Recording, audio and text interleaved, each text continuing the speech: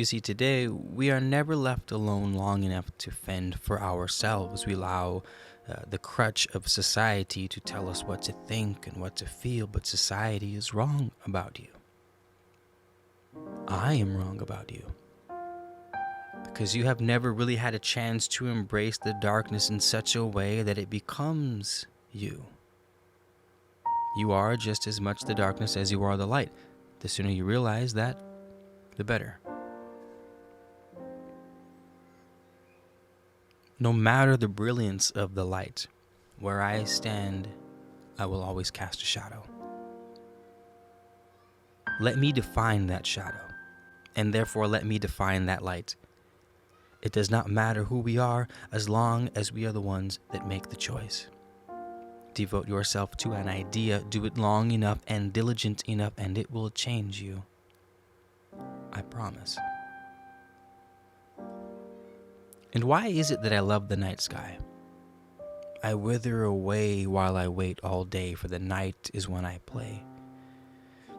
Is it not at night when the universe lets us peer into its deepest and darkest recesses? With the setting of the sun beyond the horizon, I can see almost forever. And what do you think the solitude of darkness does for us when we are no longer afraid to turn from light and peer into our own depths? And I'm sorry if embracing the dark parts of your world scares you. It's just that when the sun goes down, it lessens the stifle of its glare. It leaves the heavens bare.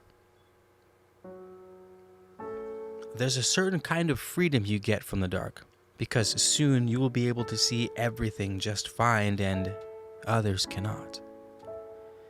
Integrate the darkness. Integrate the shadow. Without it, there can be no true and real substance. Be a holy person, and think of holy as whole. Society is afraid of those who are whole. They are pure trouble to the maniacal paradigms set out by those. They are the renegades. They are the ones breaking down the foundations of an old, destructive world and leaving it in ruins so that something new can be created from its ashes.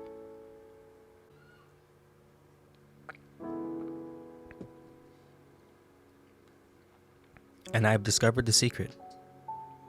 The secret to those renegades.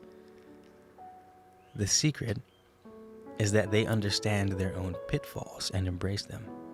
Their darkness is something they love and use, and as a result, it cannot be used against them. Society tries so hard to make us hate the parts of ourselves that aren't positive. They try to tell us that we aren't smart enough, not big enough, not important enough. They try to tell us we don't live in the right city, that we don't have the proper education or can't articulate ourselves and our thoughts properly. And society tells us these things as a way to keep us on their path. As a way to keep us in line at the factory like cannon fodder machines. But we are not machines. Though culture may have you grinding away your body and sanity at machine-like jobs as if you were one, all the while asking you to do it with a smile on your face. It has us believe that we are not cut out for our dreams because we are not whole, and therefore invites us to its world, to its world. That's the best option, of course. But when we sit back and laugh at our follies and embrace our darkness, we take away their only weapon against us, self-doubt. And when self-doubt is gone, the world is ours. We instead say, yeah, I know I'm not the smartest, but I'll do it anyways. We say, I know I'm not the bravest, but I'll do it anyways. We say, I understand there is a good chance I'll lose, but I'll do it anyways. And this thought process is the fuel for which the fire of the new revolution is able to consume the old ways. We will rip apart the fabric of this world and leave it barren, and pull the ashes, the vitality we need for our new enterprise. We embrace our darkness not because we wish for unpleasantries. We do it because it gives us a chance to define our negative space by ourselves and for ourselves. If we do not define that space, somebody else will. And they will define it to meet their agenda and not ours. What is real is the experience. It is the first-hand model that we utilize to make sense of our immediate surroundings. Therefore, we must not consume culture. We must vomit culture.